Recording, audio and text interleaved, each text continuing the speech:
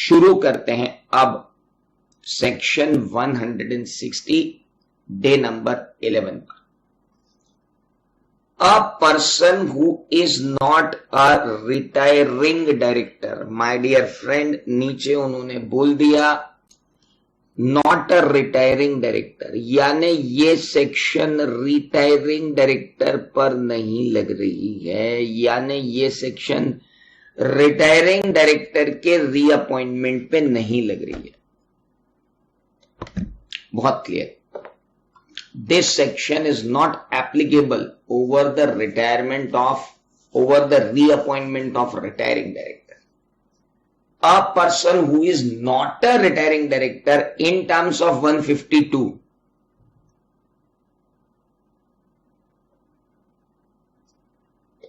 और किसी सेक्शन में रिटायरिंग डायरेक्टर हो तो चलेगा, 152 में रिटायरिंग डायरेक्टर नहीं चाहिए मेरे को। 152 का रिटायरिंग डायरेक्टर नहीं चाहिए मुझे, किसी और सेक्शन में रिटायरिंग डायरेक्टर होगा तो चलेगा। एडिशनल डायरेक्टर रिटायरिंग डायरेक्टर है क्या? एडिशनल डायरेक्टर 152 के अंदर रिटायरिंग डायरेक्टर है?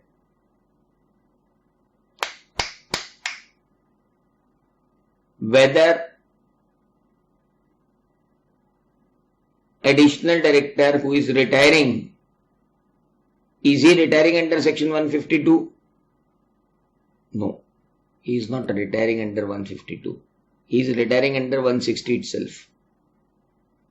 ध्यान रखना, a person who is not a retiring director, जो retiring director नहीं है, in terms of section 152, shall means should means compulsorily, subject to the provisions of act, be eligible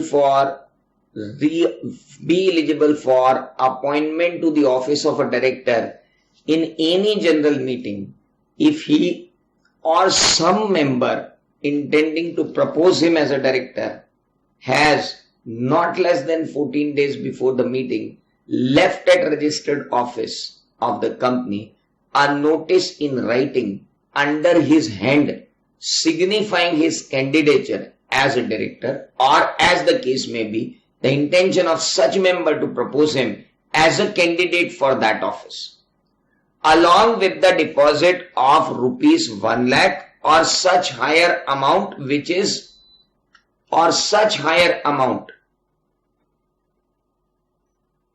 is prescribed, which shall be refunded to such person, or as the case may be to such member, if the person proposed to gets elected as director or gets more than 25% of the total valid vote cast either on show of hands or on poll on such a resolution. A person who is not a retiring director in terms of 152, okay, shall subject to provision of this act be eligible for appointment to the office of a director at any general meeting. वो office of the director में किसी भी general meeting में appoint होने के लायक है अगर उसे वो खुद या कोई मेंबर 14 डेज पहले हैंड रिटन एप्लीकेशन पर, हैंड रिटन नोटिस पर कंपनी पे दे देता है, notice in writing signifying his candidature along with 1 lakh rupees deposit. Nidhi company में वो डिपॉजिट थोड़ा सा कम है, वो बात अलग है, बाद में देखेंगे। तो अलॉन्ग विद दैट डिपॉजिट दे दे, वो डिपॉजिट उसको रिफंड कर देंगे जब भी हमको लगेगा कि इसे डिपॉजिट रिफंड कर देना चाहिए। क्यों? क्योंकि वो इलेक्ट हो गया एज अ डायरेक्टर, जमानत जब्त नहीं हुई है उसकी। एक वर्ड यूज होता है ना अपने इलेक्शन में, जो पब्लिक इलेक्शन होते हैं उसमें एक वर्ड यूज होता है, भाई वो कैंडिडेट की तो जमानत जब्त होगी, तो वही जमानत यहां रखाई जा रही है 1 लाख रुपए की, कि अगर आपको 25% से ज्यादा, मोर देन 25%, अगर more than 25% of the total valid votes का नहीं आया तो जमानत जब्त कर लेंगे भाई साहब आपकी, मतलब 1 लाख रुपया हम रख लेंगे। शांति। पहली बात, ये सेक्शन पढ़ने से क्या पता चल रहा है? बोले सेक्शन पढ़ने से एक ही चीज पता चल रही है कि 152 के अंदर जो डायरेक्टर रिटायर हो रहा है उसके रीअपॉइंटमेंट को छोड़ दो, उसके अलावा किसी भी पर्सन को अपॉइंटमेंट कर रहे हो ऑफिस ऑफ अ डायरेक्टर, वो भी जनरल मीटिंग में,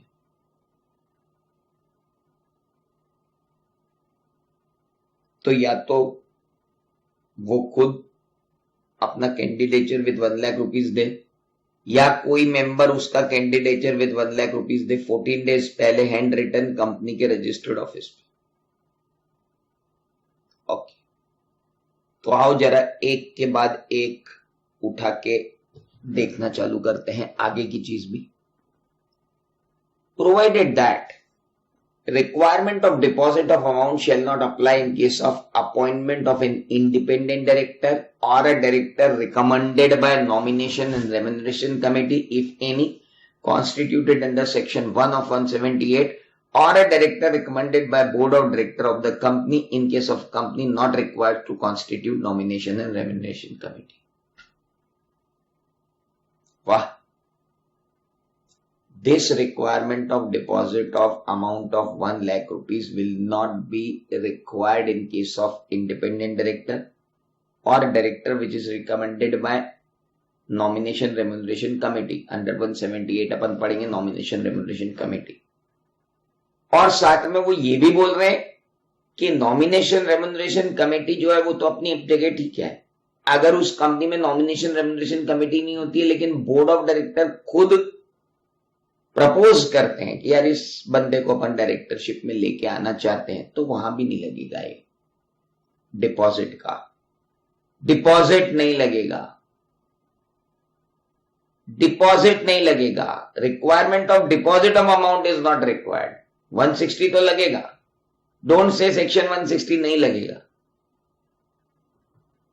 डोंट से सेक्शन 160 नहीं लगेगा in case of independent director, don't say section 160 नहीं लगेगा in case of director which is appointed by the board और नॉमिनेशन एंड रेमुनरेशन कमेटी। से 1 lakh rupees is not applicable. I want to be appointed as an independent director in the company. I should send my candidature even without rupees 1 lakh. नया director रखना है तो 14 दिन पहले company के registered office पर candidature रखना जरूरी है। 1 लाख रुपए रखना जरूरी है कि नहीं है वो ये बताएं। अभी मेरे को रायता फैलाने दो, फिर समेटूंगा। इतना कॉम्प्लिकेटेड नहीं है, बट लैंग्वेज बड़ी कॉम्प्लिकेटेड है बैरेक्ट। अगली बात, company shall inform its member of the candidature of a person for office of director under subsection 1 in such a manner as may be prescribed। उसके बाद दे दी भाई साहब exemption. In case of Nidhi company under section 160 subsection 1 for the word 1 lakh rupees the deposit will be 10,000 rupees। Nidhi company छोटी छोटी गरीब लोगों की company होती है तो उसके लिए 1 लाख के डिपॉजिट की जगह 10,000 का डिपॉजिट लेगी। Section 160 shall not apply to government company in which entire paid up capital is held by the central government or state government or by central government and one or more state government, or subsidiary of a government company referred to in A above in which entire paid up capital is held by government company। Wide notification under GSR this dated 5th June 2015। Her government company exempted नहीं है बाबू, 100% government company exempted है। एक difference है यहां पे, एक difference है यहां पर। हर गवर्नमेंट कंपनी एग्जम्प्टेड नहीं है। सिर्फ ऐसी गवर्नमेंट कंपनी एग्जम्प्टेड है जिसकी entire paid up share capital ले रखी हो सेंट्रल गवर्नमेंट ने या स्टेट गवर्नमेंट ने या गवर्नमेंट्स ने। ऐसी गवर्नमेंट कंपनी भी शामिल है जो सब्सिडरी है एक ऐसी गवर्नमेंट कंपनी की जो ऊपर दी गई है, मतलब जिसके अंदर 100% शेयर कैपिटल किसने ले रखी है, ए अबो ने। A subsidiary company of A above in which entire paid up share capital is held by that government company wide notification in GSR this is। यानी 100% गवर्नमेंट कंपनी और उसकी 100% सब्सिडियरी।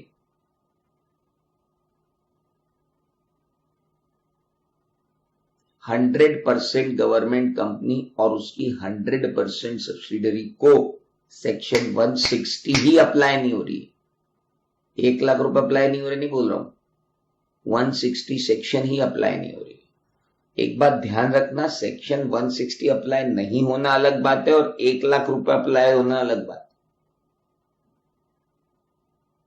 है। Next, above mention exemption shall be applicable to government company which has not committed in default in filing the financial statement under 137 of the said act and annual return under 92 of the said act with registrar by amendment notification number this। लो जी, above mention exemption shall be applicable to only government company जिसने default नहीं किया हो 92 और 137। ठीक है। Section 160 shall apply to specified IFSC public company as per articles framed by the company। Oh, Section 160 apply होगी स्पेसिफिक IFSC कंपनी को as per the articles framed by the company। Company जैसे भी आर्टिकल फ्रेम करना चाहे उस हिसाब से IFSC company को लगा सकती है। यानी IFSC कंपनी ने अपने आर्टिकल में लिख दिया कि 160 एप्लीकेबल नहीं होगी, हाँ तो नहीं होगी तो होगी। कुछ नहीं लिखा तो होगी, लिख दिया कि नहीं होगी तो नहीं होगी। सिंपल सी बात है। तुमने आर्टिकल में नहीं लिखा तो फिर होगी, और तुमने आर्टिकल में लिख दिया कि नहीं होगी तो फिर नहीं होगी। Okay,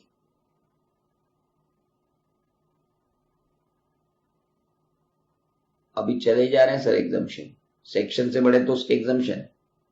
section 160 shall not apply to private company। Above mentioned exemption shall be applicable to that private company which has not committed a default in filing its financial statement in 137 or 92। Section 160 shall not applicable to Section 8 company जिसके article provide करते हैं election of director by ballot.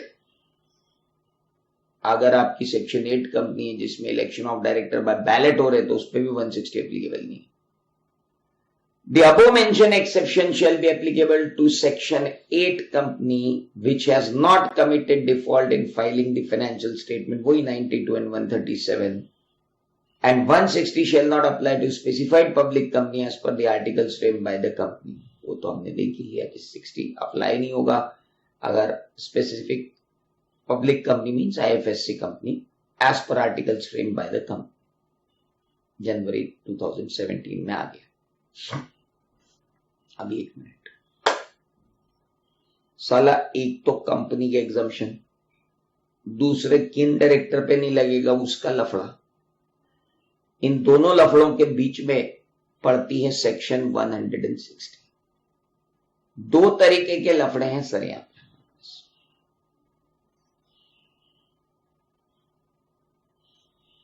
तो भाई, a person who is not the retiring director in terms of 152 shall, subject to the provisions of the act, be liable for appointment to the office of a director at any annual general meeting। AGM भी नहीं लिखा है। सुनो, यहां पर director के appointment की बात हो रही है, वो भी जनरल मीटिंग है ना। तो अब मैं जरा यहां पर आपको पूरी लैंग्वेज के साथ चीजों को लेकर के आ रहा हूं। चलो, सबसे पहले बताओ कि क्या ये 152 का रिटायरिंग डायरेक्टर है जिसे आप रीअपॉइंट कर रहे हो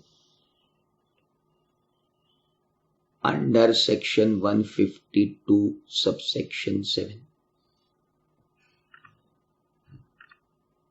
अपना देखना जरूरी है ना सर। 152(7) में अपन ने रीअपॉइंट किया था ना भाई साहब। अरे यार तुम है ना मजे मत लो मेरे यार, है ना, तुम है ना बहुत ही मजे लेने वाले लोग हो। क्यों, समझ में आया कि नहीं आया मैंने क्या बोला?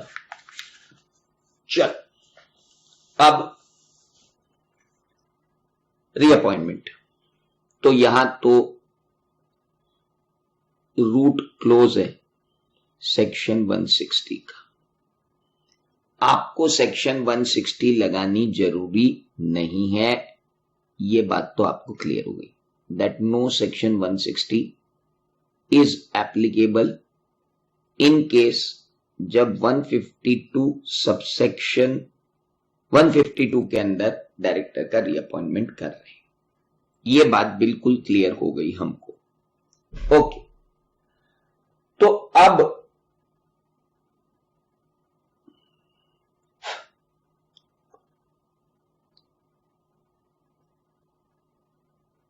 एक मेंबर चाहता है या एक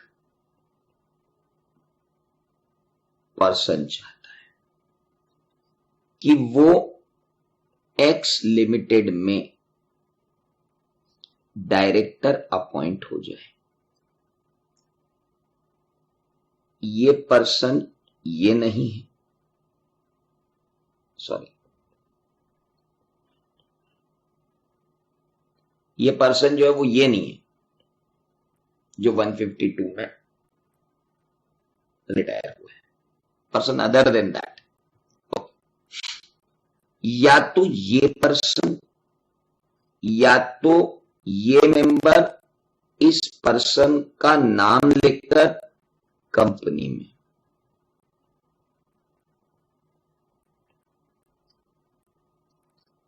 चौदह दिन पहले हैंड रिटन रजिस्टर्ड ऑफिस में ₹1 लाख के डीडी के साथ, ये चेक के साथ डायरेक्टर बनने के लिए अप्लाई करें। या तो मेंबर उसका नाम प्रपोज करें, नॉमिनेट करें, या पर्सन खुद ही 14 डेज में पहले हैंड रिटन नोट और 1 लाख रुपए का डीडी। अब 1 लाख रुपए का डीडी किसके अकाउंट का होना चाहिए? जो मेंबर नॉमिनेट कर रहा है उसके ना अकाउंट का होना चाहिए, या जो पर्सन खुद ही एप्लीकेशन दे रहा है उसके नाम का होना चाहिए? तो भाई जो एप्लीकेशन दे रहा है उसके 1 लाख रुपए लगेंगे। मेंबर एप्लीकेशन दे रहा है, मेंबर के 1 लाख, पर्सन एप्लीकेशन दे रहा है, पर्सन के 1 लाख, 1 लाख रुपए जरूर लगेंगे। जी भाई साहब, तो 1 लाख रुपए आप दे दो। 14 days before the general meeting registered office पर नोटिस जो है वो साइन कर दो और 1 लाख रुपए का डिपॉजिट दे दो with that notice. Okay, now company क्या करेगी? कंपनी पे लगेगा रूल नंबर 13, और ऐसा जबरदस्त है वो रूल नंबर 13 कि आपको मजा आ जाएगा। वो रूल नंबर 13 कहता है कि अगले 7 दिन में, मतलब with in 7 days before the meeting,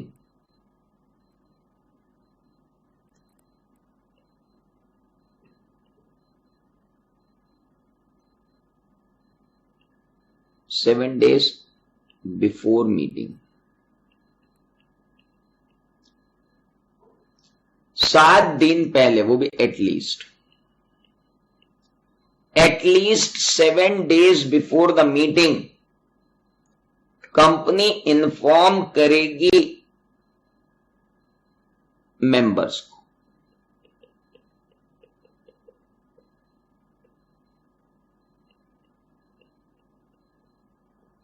कि भाई ये नोटिस आया है,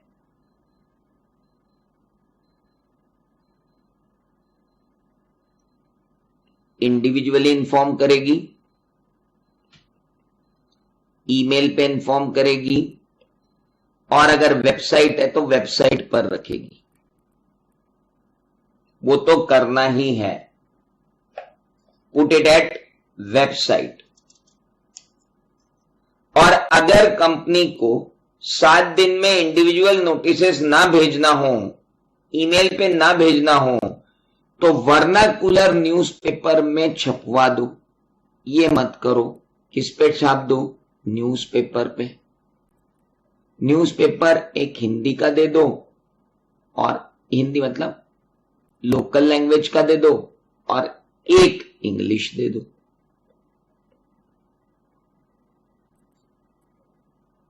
बताओ कितना हंगामा हो गया।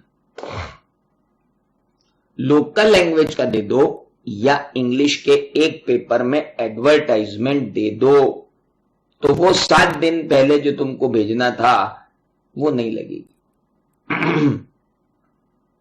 नाउ अब इंपॉर्टेंट ये है सर कि ये नोटिस भेजा, अब मेंबर आएंगे और इसका वोट करेंगे।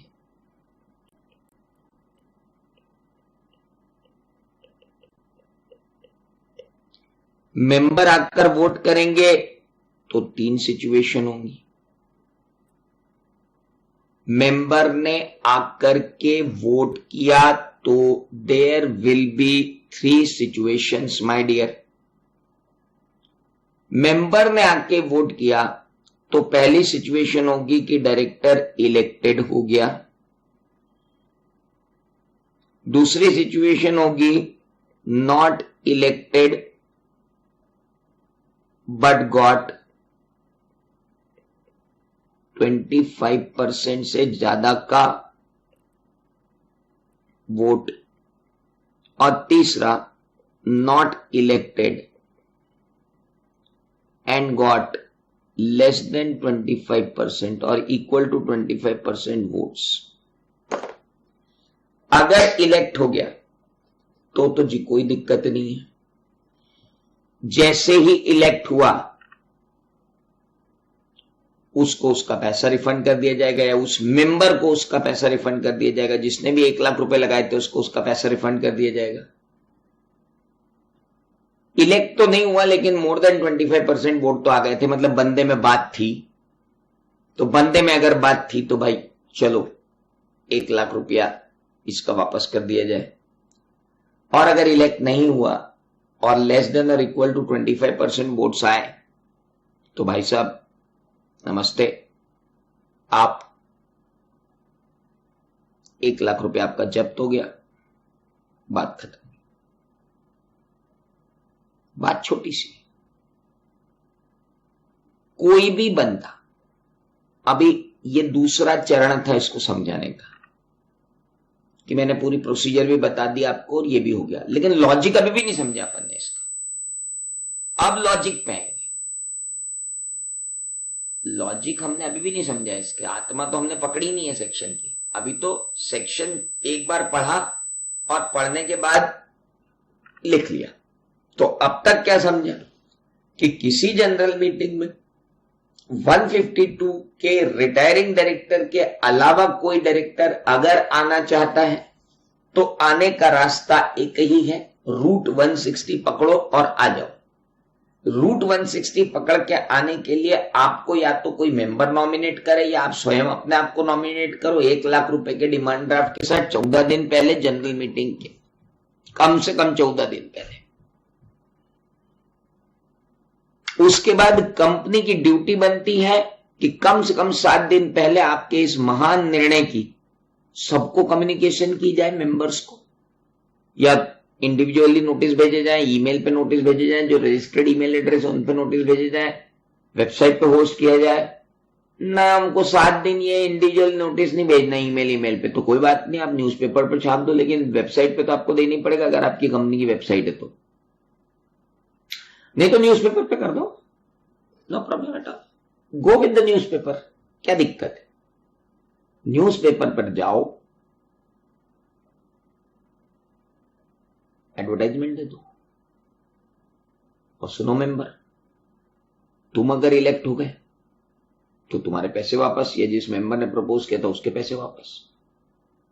नहीं इलेक्ट हुए पर कम से कम 25% वोट तुम्हारे पास, मोर देन 25% वोट तुम्हारे पास आ गए, मतलब बंदे तुम में बात है, better luck next time, 1 lakh रुपए वापस ले लो।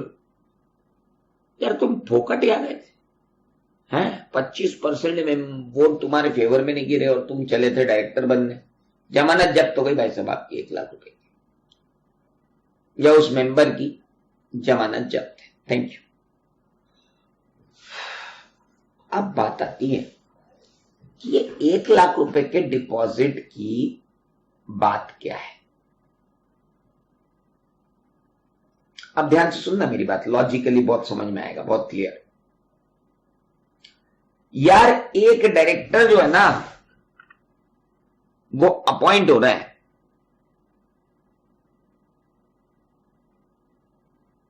ओके, राम अपॉइंट हो रहा है, रामकरण जी, सब जानते हैं इनको हमारे यहां, रामकरण जी अपॉइंट हो रहे हैं जी। रामकरण जी कौन है? हमारी सीए किट के स्टूडेंट रिलेशनशिप मैनेजर है, बहुत ओल्ड, बहुत मेहनती एम्प्लॉय है मेरे।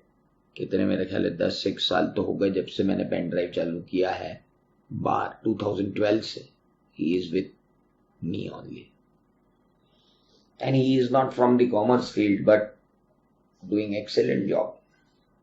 सो with his all limited capabilities he is doing excellent। तो हमारे रामकरण जी है, उनको हम अपॉइंट कर रहे हैं as a director.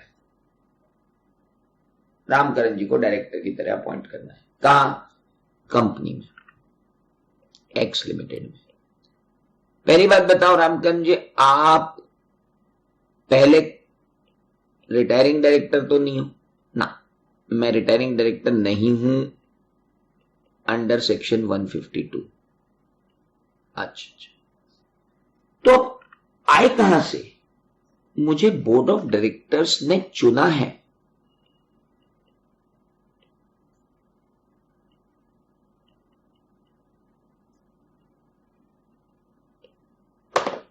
Board of director ने क्यों चुना? आपके नॉमिनेशन रेम्युनरेशन कमेटी नहीं है? नहीं, मेरे नॉमिनेशन रेम्युनरेशन कमेटी नहीं है, मुझे बोर्ड ऑफ डायरेक्टर ने चुना है कि you are a good person, we want you on the board, and they got my consent and all, and they want to be appoint me in under section 152 subsection 2। 152 subsection 2 में मुझे appoint करना चाहते हैं क्योंकि उन्होंने ही मुझे select किया है। ओके, तीसरा, आप कौन हो रामकरण जी? सर मैं अब तक एडिशनल डायरेक्टर था।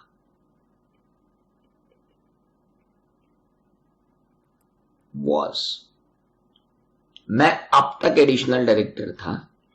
Now company want me as regular director.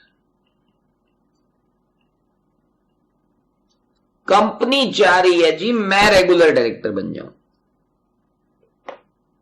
Very good, बहुत अच्छी बात है। रामकरण जी आप कौन? सर मुझे नॉमिनेशन रेम्युनरेशन कमेटी ने चुना है एज न्यू प्रपोज्ड डायरेक्टर। अरे वाह, बड़ी अच्छी बात है। आप कौन हैं? आप नया डायरेक्टर बन रहे हैं? जी मैं एक नया डायरेक्टर बन रहा हूं। ओके, तो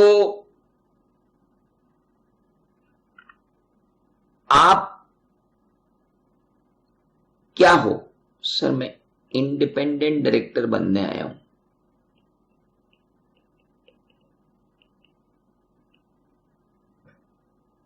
जनरल मीटिंग में मेरा अपॉइंटमेंट होगा। आप कौन हो? बोले सर मैं स्मॉल शेयर होल्डर्स की तरफ से नॉमिनेटेड डायरेक्टर, मतलब नॉमिनेटेड प्रपोजल है मेरा, और मुझे अभी जनरल मीटिंग में चुना जाएगा। वेरी गुड, बहुत बढ़िया। रामकरण जी आप कौन है? सर मैं नॉमिनी डायरेक्टर हूं जिसका अपॉइंटमेंट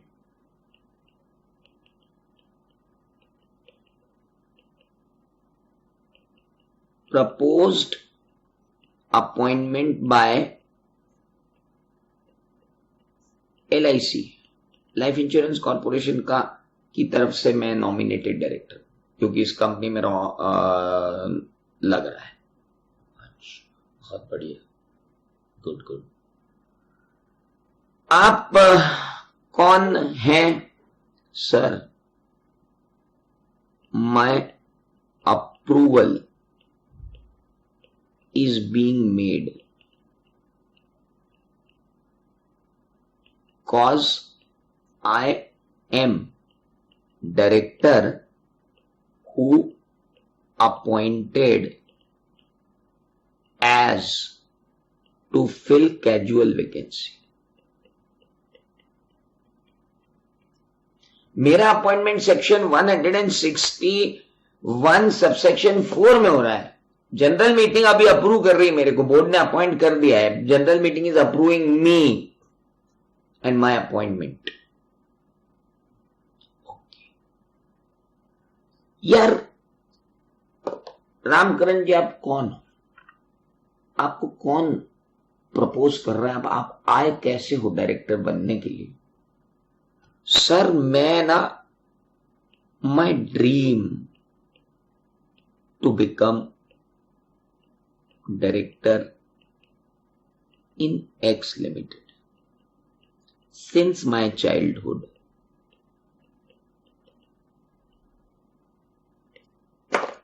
मैंने पहले दिन से सोच के रखा था मैं इस X Limited में डायरेक्टर बन के रहूंगा।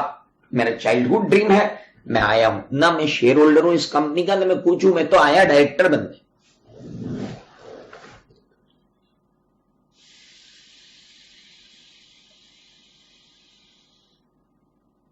भाई साहब ये सेक्शन 160 जैसी दिखती है ना, ऐसी है नहीं। 5-5 मिनट में, 7-7 मिनट में मैंने यूट्यूब पे खत्म होते देखा है इसको। हार्डली 12 मिनट, कोई और ज्यादा चला तो 20 मिनट। 15 मिनट से 20 मिनट में सेक्शन खत्म करके फेंक दी जाती है। बच्चों समझ में आ गया, बोले आ गया। वहां एग्जाम में उलट जाते, क्योंकि एग्जाम में कॉम्बिनेशन आते हैं, एग्जाम में सेक्शन थोड़ी आती है। एग्जाम में कॉम्बिनेशन आते। अभी 1 मिनट, ये तो रामकरण जी के बारे में बात थी। अब इसका जो कॉम्बिनेशन जमेगा वो एक्स लिमिटेड की खूबियों के साथ जमेगा। कि ये जो एक्स लिमिटेड है ये क्या है? गवर्नमेंट कंपनी है, सेक्शन 8 कंपनी है, निधि कंपनी है, कि ये प्राइवेट कंपनी है, और ये गवर्नमेंट कंपनी है तो भी 100% वाली गवर्नमेंट कंपनी की नॉर्मल गवर्नमेंट कंपनी है। मालिक जरा आराम से ना पहले इसको देखो। आपको मैं 5 मिनट दे रहा हूं, 5 मिनट भी दे, हाँ 5 मिनट तो दूंगा। 5 मिनट मुझे इस पर शांत चित्त से सोचकर बताओ कि आपके दिमाग क्या चलता है इन सब के प्रति। देखो दिमाग तुमको एग्जाम में चलाना, मेरे दिमाग से मत पढ़ो। एग्जाम में बेटा तुमको दिमाग चलाना, कॉम्बिनेशन देख लो तुम। साला पहला तो रामकरण अपने आप में कॉम्प्लिकेटेड, उसके बाद वो कंपनी कॉम्प्लिकेटेड, और फिर कंपनी कॉम्प्लिकेटेड के बाद भी दो रिक्वायरमेंट कि 160 पूरी नहीं लगेगी कि डिपॉजिट नहीं लगेगा। और आता जरूर है क्वेश्चन, आता जरूर है। तो बेटा जरा एक बार शांत चित्त से मैं आपको पूरे 5 मिनट दे रहा हूं, ये जो मेरा बोर्ड है इसको समझ के बताओ। हो सकता है एक आध कॉम्बिनेशन और ले आऊं मैं, आप तो इस बोर्ड को समझ के बताओ फटाफट। इट मे पॉसिबल कि मैं एक कॉम्बिनेशन और ले आऊं।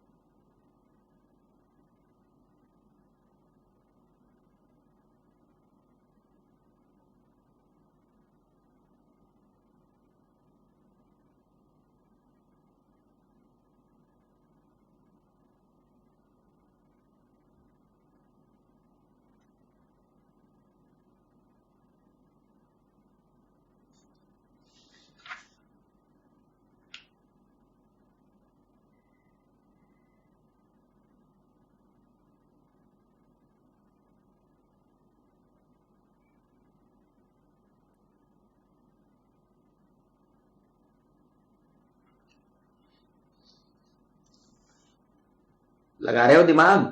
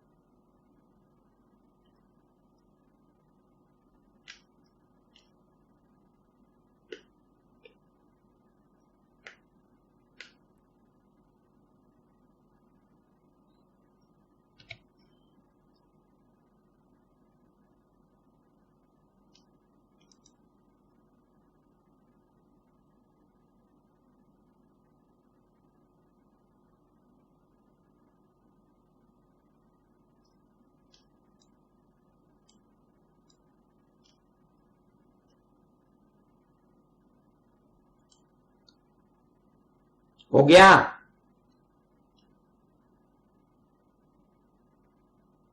डन हो गया हो तो चैट बॉक्स में लिख दो तो मैं पढ़ाना चालू करूं। गुड।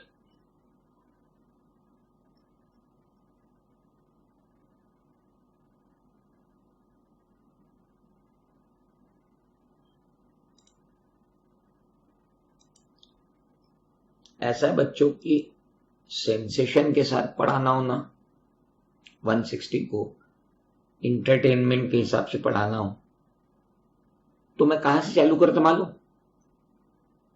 कि मेरा बचपन से एक सपना था कि मैं रिलायंस का डायरेक्टर बनूं, तो क्या मैं बन सकता हूं? उसके लिए 160 आई। अगर मैं यहां से चालू कर देता ना, तो तुम्हारे दिमाग में एक छाप छूट जाती कि ये सिर्फ उन लोगों पे लगता है जो नए आते। इसलिए मैं कभी भी किसी भी सेक्शन की, उस सेक्शन की आत्मा को हाईलाइट नहीं करता हूं जिसमें बहुत सारी आत्माएं होती, जो सेक्शन अपने आप में परमात्मा होती है। ये सेक्शन परमात्मा सेक्शन है, इसमें बहुत सारी आत्माएं हैं, कोई एक लॉजिक नहीं है। वो मेरा चाइल्डहुड ड्रीम तो सबसे नीचे चला गया, देखो आप। अब इस सेक्शन को ऐसे पढ़ना कि मेरा चाइल्डहुड ड्रीम था कि मैं रिलायंस में ऑडिटर अकाउंट हूं, तुम्हारा चाइल्डहुड ड्रीम है तुमको इन्फोसिस में जाना है, तुम्हारा चाइल्डहुड ड्रीम है तुमको टीसीएस में जाना है, बताओगे क्या तुम डायरेक्टर अपॉइंट हो सकते हो? फिर मैं एक्शन लेके खड़ा हो जाऊं, फिर आप लोग बोलो हाँ नहीं हो सकते, फिर मैं बोलूं देखो मैं बताता हूं कैसे। 1 लाख रुपए का अपने को करने का डिपॉजिट, अपन जाएंगे वहां पे, 25% हुआ तो ये, 25% हुआ तो ये, 25% हुआ तो ये इंटरमीडिएट में चल सकता है। इंटरमीडिएट के बच्चों को इंटरटेनमेंट की जरूरत होती है, फाइनल वालों की तो बेचारों को वैसे ही इंटरटेनमेंट से कोई मतलब ही नहीं है, दूर दूर तक कोई नाता ही नहीं है उनका, तो इंटरटेनमेंट कुछ है ही नहीं, भगवान की दया से है ही नहीं। मतलब वो चार्टर्ड अकाउंटेंट बनते बनते तो इंटरटेनमेंट पूरा ही खत्म हो जाता है। मतलब क्या बोलो, वो आदमी ऐसे ही हो जाता है। मतलब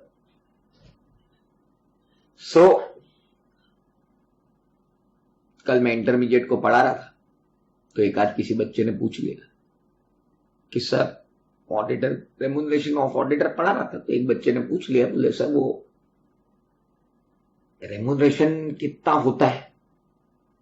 तो मैंने उसको रिलायंस इंडस्ट्रीज लिमिटेड की ये वाली बैलेंस शीट दिखा दी। आप सोचोगे नहीं, वो 500 बच्चे जो थे ऑनलाइन, उन लोगों ने सबने इमोजी भेजे कि 55 करोड़ रुपए फीस होती है क्या एक कंपनी से? मैंने कहा हाँ होती। बोले ये तो फिर वो तो टीपी ओसवाल कंपनी है, वो तो बहुत बड़ी कंपनी है। मैंने कहा वो बड़ी कंपनी है, लेकिन आज से 30 साल पहले तो वो बड़ी कंपनी नहीं थी। टाइम तो लगता है। तुम भी आज चार्टर्ड अकाउंटेंट बनो तो तुमको 55 करोड़ रुपए की फीस नहीं दे देगा, लेकिन यार आज से 30 साल बाद प्रोजेक्ट करोगे तो तुमको 55 करोड़ रुपए की फीस क्यों नहीं मिलेगी? और उसके लिए अगर थोड़ा सा सेक्रीफाइस करना पड़ता है तो क्या बड़ी बात है। मुझे बता दो कोई ऐसा प्रोफेशन पूरे इंडिया में जो आपको 30 साल बाद एक क्लाइंट से 55 करोड़ रुपए की फीस दिलवा दे। All the best. जब भी तुमको डिप्रेसिंग फील हो कि यार अपन सीए कर रहे हैं, अपना क्या भविष्य होगा, तो बड़ी बड़ी कंपनियों की एनुअल रिपोर्ट उठा के देखो। कम रिटायरिंग डायरेक्टर, उस पे तो ये सेक्शन लगेगी ही नहीं। रामकरण जी, आपका रीअपॉइंटमेंट हो रहा है तो सेक्शन 152(7) से ही हो जाएगा ना। आपको 1 लाख रुपए डिपॉजिट करने की जरूरत है ना ही आपको ये हैंड रिटन एप्लीकेशन छोड़ने की जरूरत है। जी जी जी जी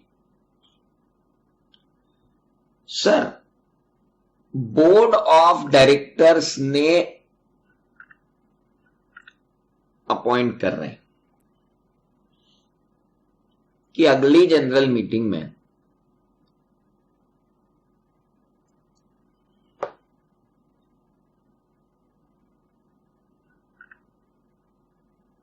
एटलीस्ट जनरल मीटिंग से 14 दिन पहले रजिस्टर्ड ऑफिस पे नोटिस तो बोर्ड ऑफ डायरेक्टर को देना पड़ेगा। हाँ, बोर्ड ऑफ डायरेक्टर अपनी मीटिंग करेंगे, मीटिंग में डिसाइड करेंगे रामकरण जी को अपॉइंट करना है as a new director in place of retiring director. Retiring director Rakesh Vishwakarma ji जा रहे हैं, जिनकी जगह पर रामकरण जी का अपॉइंटमेंट होना है। अगर रोटेशन ऑफ डायरेक्टर के तहत भी अगर राकेश विश्वकर्मा जी जा रहे हैं तो उनकी जगह रामकरण जी का अपॉइंटमेंट अगर अपने को करना है तो हमें क्या करना होगा, what we should do in that, हमें बोर्ड मीटिंग में एक रेजोल्यूशन पास करना होगा, एक सहमति बनानी होगी। सहमति बनाने के बाद कंपनी को, मतलब कंपनी सेक्रेटरी को हेड ऑफिस में, मतलब रजिस्टर्ड ऑफिस में राइटिंग में एक नोटिस छोड़ना होगा हमको कि हाँ साहब इसका अपॉइंटमेंट करना है। 1 लाख रुपया देने की जरूरत नहीं है, यहां पे नोटिस छोड़ना पड़ेगा, 1 लाख रुपया नहीं देना पड़ेगा। सो नोटिस तो लगेगा, 1 लाख रुपया नहीं लगेगा। सर बंदा एडिशनल डायरेक्टर था या बंदा कैजुअल डायरेक्टर, चलो बंदा एडिशनल डायरेक्टर था या बंदा अल्टरनेट डायरेक्टर था, दोनों ले लो। अल्टरनेट छूट गया था। सर एक अल्टरनेट डायरेक्टर था और वो जो फॉरेन गए थे डायरेक्टर, वो इंडिया वापस आते उससे पहले उनका कार्यकाल खत्म हो गया, तो इसका भी कार्यकाल खत्म हो गया।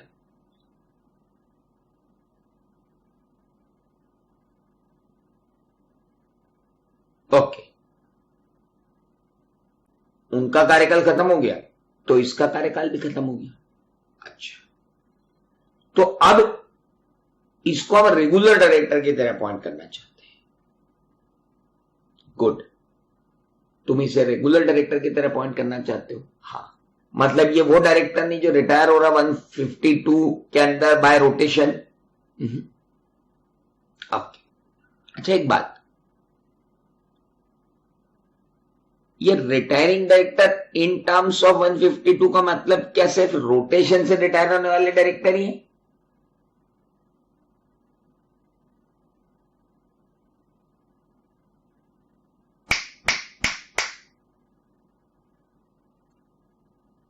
जवाब, ओ लाइव देख रहे हो, जवाब दो। क्या ये जो डायरेक्टर रिटायर हो रहे हैं 152 में, ये सिर्फ वही डायरेक्टर है ना जो रोटेशन से रिटायर हो रहे हैं, कि 152 में कोई और तरीका भी है रिटायर होने का?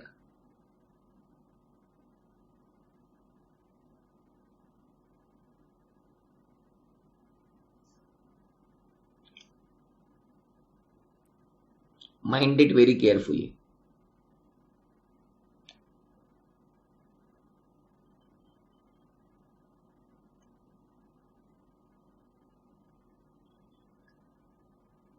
अगर एओए ने बोला कि all director will retire in AGM, और अगर मैं उनकी जगह नए डायरेक्टर अपॉइंट कर रहा हूं तो क्या करूं? यार सर पहले ये तो समेट दो, और कौन सा ले आए आप ये? अच्छा सॉरी, पहले ये समेट देता हूं फिर अपन बात करते हैं। हाँ, हमने बड़ी मुश्किल से इस पे दिमाग लगाया और ये तो छोड़ो और नए नए लेके आ रहे हो। सॉरी, पहले ये कर देता हूं, है ना? तो एडिशनल डायरेक्टर रिटायर हो रहा तो 152 में रिटायर नहीं हो रहा, अल्टरनेट डायरेक्टर रिटायर हो तो 152 में रिटायर नहीं हो रहा, और जो 152 में रिटायर नहीं हो रहा है अब कंपनी उसको रेगुलर डायरेक्टर बनाना चाहती है। हाँ तो बनाओ ना, नोटिस भी लगेगा और 1 लाख रुपया भी लगेगा।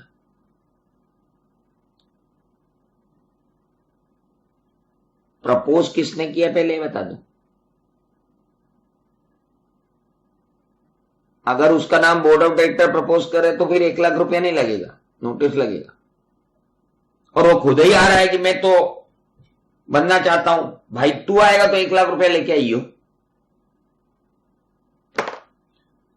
अरे मेरे दोस्त, एडिशनल डायरेक्टर रिटायर हो रहा है, उससे रेगुलराइज करना चाहते हैं हम। प्रपोजल कौन ला रहा है उसको रेगुलराइज करने का? बोर्ड ला रहा है, तो नोटिस लगेगा, 1 लाख रुपया नहीं लगेगा। वो तो खुद ही आ रहा है, हाँ तो आओ, 1 लाख रुपया लेके आओ। आपको मेरी बात समझ में आ रही है कि नहीं आ रही है, आप ये बताओ। मैं डेप्थ में नहीं जा रहा हूं, मैं तो बहुत सिंपल बातें कर रहा हूं बेटा, I am not going in depth. अब मान लो क्वेश्चन में पूछ लिया कि बोर्ड ऑफ डायरेक्टर ने एडिशनल डायरेक्टर को रेगुलराइज करने का निर्णय लिया है और वो इस निर्णय को जनरल मीटिंग में पास करवाना चाहते हैं, क्या उनको सेक्शन 160 लगेगी? आप बोलोगे लगेगी, लेकिन 1 लाख रुपया नहीं लगेगा। अरे नॉमिनेशन रेम्यूनरेशन कमेटी ने बोला कि यार ये एडिशनल डायरेक्टर बड़ा जबरदस्त था यार, पिछली बार बढ़िया काम किया है इसने, इस बंदे को अपन वापस अपॉइंट करेंगे। नोटिस तो लगेगा, 1 लाख रुपया नहीं लगेगा। No requirement of deposit of 1 lakh shall apply. Okay, तो यहां पर नोटिस लगता है, 1 लाख नहीं लगता, लेकिन एडिशनल डायरेक्टर खुद उठ के आ रहा है, कह रहा मैं तो भाई तू आ 1 लाख रुपए लेके। ओके, इंडिपेंडेंट डायरेक्टर को अपॉइंट कर रहे हो, हां नोटिस तो लगेगा, लेकिन 1 लाख रुपीस नहीं लगेगी। Sir small share holder director का नॉमिनेशन प्रपोज्ड है। कौन प्रपोज कर रहा है? स्मॉल शेयर होल्डर प्रपोज कर रहा है। अच्छा, तो 160 लगेगा क्या?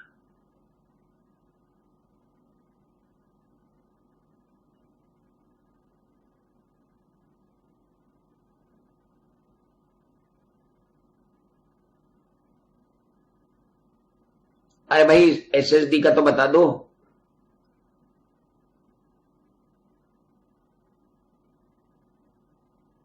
स्मॉल शेयर होल्डर डायरेक्टर को प्रपोज कर रहे, जाके देखना कहीं स्मॉल शेयर होल्डर डायरेक्टर के अंदर लिखा हुआ तो नहीं कि 160 रूट अप्लीकेबल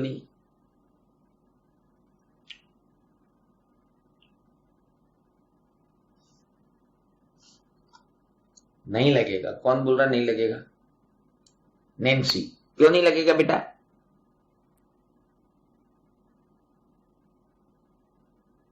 कारण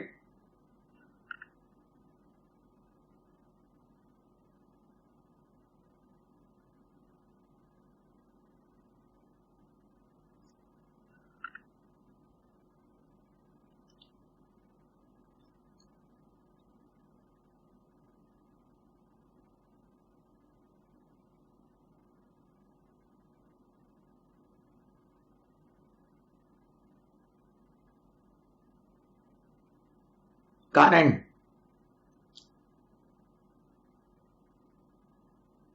जरा एक बार यहां देखिए,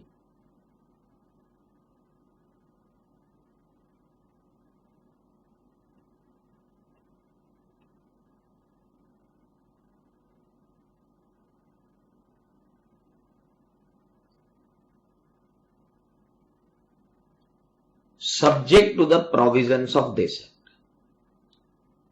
कैन यू टेल मी, क्या आप मुझे इस वक्त अपने नोट्स के अंदर जाकर के ये बता सकते हैं कि स्मॉल शेयर होल्डर डायरेक्टर पर कहीं भी हमने ये देखा कि वो 160 का रूट उसको फॉलो नहीं करना है?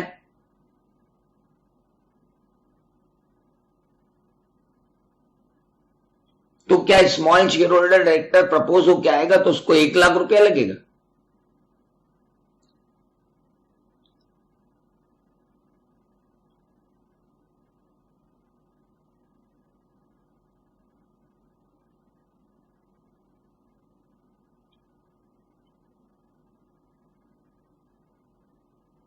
उसका अपॉइंटमेंट 152 में होता है।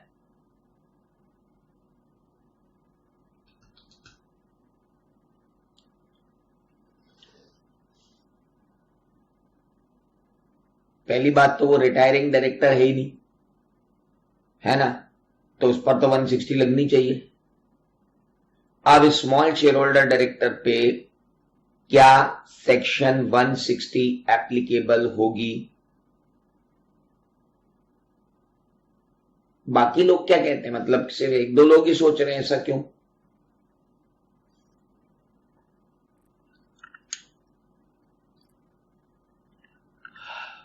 निभा बोल रही नहीं होगी, तो क्यों नहीं होगी ये तो बताओ, कारण तो बताओ नहीं होगी का। वहां लिखा है क्या स्मॉल शेयर होल्डर डायरेक्टर के लिए कहीं पे?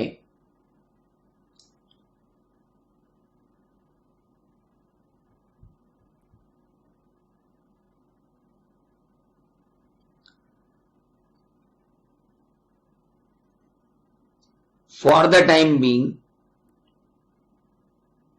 फॉर द टाइम बीइंग बोल रहा हूं मैं आपको, होगी फॉर द टाइम बीइंग। कारण मुझे सेक्शन जो स्मॉल शेयर होल्डर डायरेक्टर की थी, एसएसडी, ये रही आपके सामने, सारे रूल थे। इन रूल में कहीं सेक्शन 160 आई थी?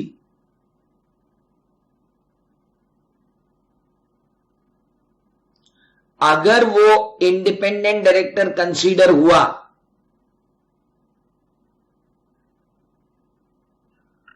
तो नहीं आएगी। अगर वो इंडिपेंडेंट डायरेक्टर कंसीडर हुआ तो नहीं आएगी, क्योंकि आप उसको इंडिपेंडेंट डायरेक्टर की तरह लेके आ रहे हो। 14 दिन पहले का नोटिस तो लगेगा। अब अपना बच्चा सिर्फ क्या 1 लाख रुपए का मैटर, नोटिस तो दे ही रहे ना यहां भी 14 दिन पहले, यार कैसी बात कर रहे हो? अरे notice shall be accompanied by statement sign by the person, कब देना था ये notice? At least 14 days before the meeting notice तो लग ही रहा था। ओके 1 लाख लग रहा है कि नहीं लग रहा? भैया इंडिपेंडेंट डायरेक्टर होगा तो नहीं लगेगा, और इंडिपेंडेंट डायरेक्टर नहीं हुआ तो यहां कहीं मना किया क्या? नहीं किया ना, बात खत्म होगी, लगेगा। इसलिए मैंने आपको बोला कि अभी तो मान लो लगेगा, क्योंकि अगर वो इंडिपेंडेंट डायरेक्टर की तरह अपॉइंट नहीं हुआ तो बिल्कुल लगेगा मेरे दोस्त, ध्यान रख लेना, बहुत इंपॉर्टेंट बात है। और 160 है ना, ऐसा घुमा के पूछते हैं वो एग्जाम में कि कल आपको जब मैं क्वेश्चन कराऊंगा तो समझ में आएगा कि बॉस खाली चार्ट वार्ट नहीं है, ये तो पूरा एक फिलॉसॉफी है अपने आप में। नॉमिनी डायरेक्टर, भैया नॉमिनी डायरेक्टर का तो अपॉइंटमेंट जो होगा वो जनरल मीटिंग में होता ही नहीं है, तो वहां पे न तो नोटिस लगेगा न 1 लाख रुपया लगेगा।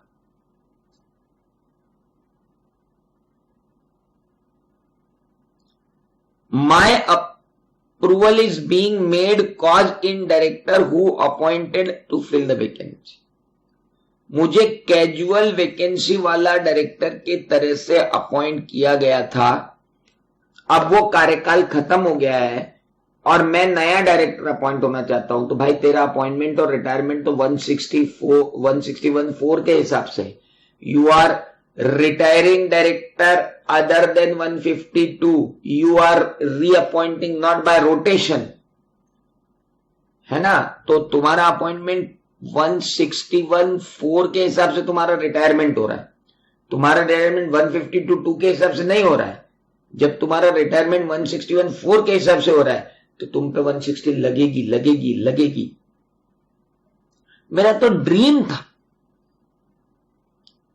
हाँ ड्रीम है तो आओ 1 लाख रुपए का जुआ खेलो। लेकिन एक बात ध्यान रखना, किसी का ड्रीम है,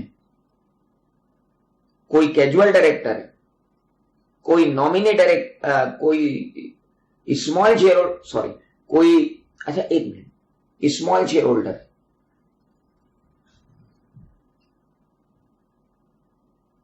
1 लाख रुपया बचाना हो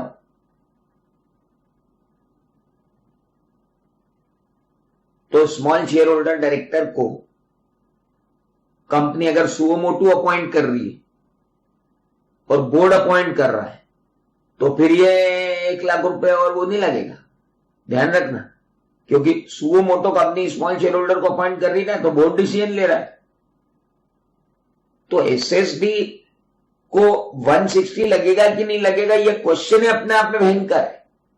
कैसे हो रहा है वो इंपॉर्टेंट है। ये आज का लॉ ट्रेस बना दूंगा मैं कि स्मॉल शेयर होल्डर डायरेक्टर पर सेक्शन 160 लगेगी कि नहीं लगेगी। ये अपने आप में रिसर्च का विषय है। मेरे दोस्त, आज आप इस सेक्शन को अच्छे से पढ़ लेना। भयंकर सेक्शन है ये। मैं कंक्लूड कर दूं आपको। एक बात और बता दूं, सेक्शन 8 कंपनी में एक नोटिफिकेशन और है इसमें कि सेक्शन 8 कंपनी अगर चाहे तो ये डिसाइड करने का अधिकार उसको है कि वो उस 1 लाख रुपए को फोरफिट कर ले या वापस करे। Board of director of section 8 company may decide as to whether the deposit made by such person is to be forfeited or refunded। अगर तुमने 25% नहीं सिक्योर किया ना तो सेक्शन 8 कंपनी ये सोच सकती कि यार रिफंड कर दें क्या, क्योंकि अपन प्रॉफिट कमाने के लिए तो बने नहीं, दे दो ना वापस। क्या है सेक्शन 8 कंपनी के पास ये राइट है। एक चीज बच गई थी, देखो इतने सब पढ़ने के बाद पूरा 1 घंटा 10 मिनट डिस्कशन करने के बाद भी बच गई एक चीज, और आप कहते हो सेक्शन 160 तो यूं खत्म होती है। अरे कहां यूं खत्म होती है सर, वाट लग गई हमारी। तो आप एक बात ध्यान रखना, सेक्शन 160 कैसे पढ़ना है। सबसे पहले देखो कंपनी कौन सी है। प्राइवेट कंपनी है, तुम पे लगेगी नहीं। निधि कंपनी हो लगेगी, लेकिन 10,000 के साथ लगेगी, 1 लाख के साथ नहीं लगेगी। सेक्शन 8 कंपनी हो लगेगी कि नहीं लगेगी, लगेगी, लेकिन तुम पे ये अधिकार रहेगा कि तुम फोरफिट कर लो या वापस कर दो। सेंट्रल गवर्नमेंट कंपनी बोले 100% गवर्नमेंट कंपनी अगर है और डिफॉल्टेड नहीं है तो तुम पे नहीं लगेगी। रिटायरिंग डायरेक्टर पे नहीं लगेगी अगर वो रिअपॉइंट हो रहे तो। बोर्ड ऑफ डायरेक्टर के द्वारा इलेक्टेड पे नहीं लगेगी। Additional director, casual director, alternate director reappoint regularise हो रहे हैं लगेगी। नॉमिनेशन रेम्युनरेशन कमेटी अगर उनको कह रही है तो नहीं लगेगी। 1 लाख रुपए नहीं लगेगा, नोटिस तो लगेगा। इंडिपेंडेंट डायरेक्टर नोटिस तो लगेगा, 1 लाख नहीं लगेगा। Small share holder director notice भी लगेगा, 1 लाख भी लगेगा, लेकिन तुम किस तरीके से आ रहे हो उस पर डिपेंड करता है। नॉमिनी डायरेक्टर प्रपोजल नॉमिनी का आ रहा है, दोनों ही नहीं लगेंगे। माय अप्रूवल रेगुलराइजरी वो मैंने बता दी। ड्रीम टू बिकम, आओ जी ड्रीम टू बिकम है तो लाओ 1 लाख रुपए। सेक्शन 8 में अगर आर्टिकल प्रोवाइड कर दे कि डायरेक्टर का अपॉइंटमेंट बैलेट से होगा, एक एग्जाम्पशन दिया था कि डायरेक्टर का अपॉइंटमेंट बैलेट से होगा। यस नैन्सी, मैं जस्ट फॉरगेट इट। यह अपॉइंटमेंट बैलेट से होगा तो फिर ये सेक्शन ही नहीं लगेगी, मतलब 160 अप्लीकेबल ही नहीं है अगर बैलेट वोटिंग हो रही है। ठीक है, अपनी जगह है। अब होंगे इस सेक्शन पर क्वेश्चंस भी। There will be questions on this section also. इस सेक्शन पे बहुत सारे क्वेश्चन आते हैं। आज आपका काम क्या है? आज आपका काम एक बहुत बड़ी सी टेबल बनाने का है। अगर बना सकोगे तो मजा आ जाएगा। टेबल ऐसी बनाना, पहले टेबल तो बनाना कंपनी वाली कि जो जो एग्जम्पशन वाली कंपनीज है उनको एक साथ ले आना, जैसे private company, section 8 company, Nidhi company, government company, subsidiary of government company, इनको लाके एक टेबल बना लेना। और एक टेबल जो बनाना, वो टेबल बनाना फर्स्ट डायरेक्टर पे सेक्शन 160 लगेगी क्या, सब्सिक्वेंट डायरेक्टर पे अगर रीअपॉइंट हो रहे 160 152 पे तो लगेगी क्या, और वो जो मैंने जितने कॉम्बिनेशन लिए वो और उनके सामने सब लिख के रख लो। आईएफएससी कंपनी भी छूट गई अभी तो, अरे भगवान। स्पेसिफाइड आईएफएससी कंपनी के केस में ये रहा, आर्टिकल ऑफ एसोसिएशन अगर बोल देते हैं कि 160 नहीं लगेगी तो नहीं लगेगी, तो यहां पे आईएफएससी भी लिख लेगा।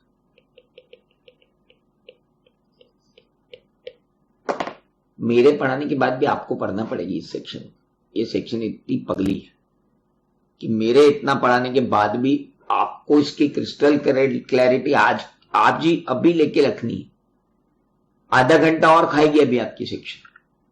अगर प्रॉब्लम कराऊंगा तो फिर यूं सॉल्व होंगे प्रॉब्लम, फिर अपने को सोचना भी नहीं पड़ेगा कि अरे क्या है इसमें, कुछ नहीं हो गया।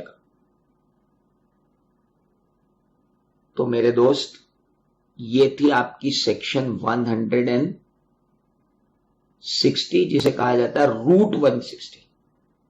नया डायरेक्टर आएगा तो रूट 160 से आएगा, दैट इज कॉल्ड सेक्शन 160। कल अपने एजेंडा में पहले तो इसके सवाल होंगी और उसके बाद एक सेक्शन होगी, दैट इज सेक्शन, हाँ स्मॉल शेयर होल्डर डायरेक्टर पर लगेगा if it is not independent, वो तो बोल रहा हूं नेंसी में।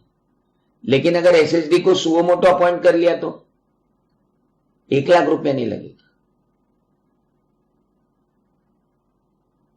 हाँ अभी बात करते हैं ना, लॉ ट्विस्ट में बात करेंगे इस पे डिटेल। चलिए, तो ये हुआ आपका 160। देखो ऐसा है बेटा, जो सेक्शंस ये वाला चैप्टर है ना, ये कॉम्प्लिकेटेड है। अगले चैप्टर तो सब प्रोसीजरल है। मतलब अगर लॉ के अंदर इंटरप्रिटेटिव चैप्टर देखा जाए तो एक ही है, qualification and appointment of director. इसके बाद तो बोर्ड मीटिंग है, बोर्ड मीटिंग की प्रोसीजर है, पावर ऑफ द बोर्ड है, वो तो पावर है, उसमें कोई कॉम्प्लिकेशन नहीं है। उसके बाद आप जाओगे तो इंक्वायरी, इंस्पेक्शन, वो सब प्रोसीजरल है। ऑपरेशन मिसमैनेजमेंट प्रोसीजरल है। वाइंडिंग अप तो भयंकर प्रोसीजरल है। तो वहां इंटरप्रिटेशन की कोई गुंजाइश ही नहीं होती, इसलिए वहां कॉम्प्लिकेशन होते ही नहीं है। वो सारे सेक्शन सिंपल आते हैं। कॉम्प्लिकेटेड क्वेश्चन यहीं से बनते हैं। एनसीएलटी पूरा प्रोसीजरल है। तो आप मान के चलो कि ये चैप्टर की जो अपनी स्पीड है उससे 3 गुना स्पीड आपकी रहेगी। कब?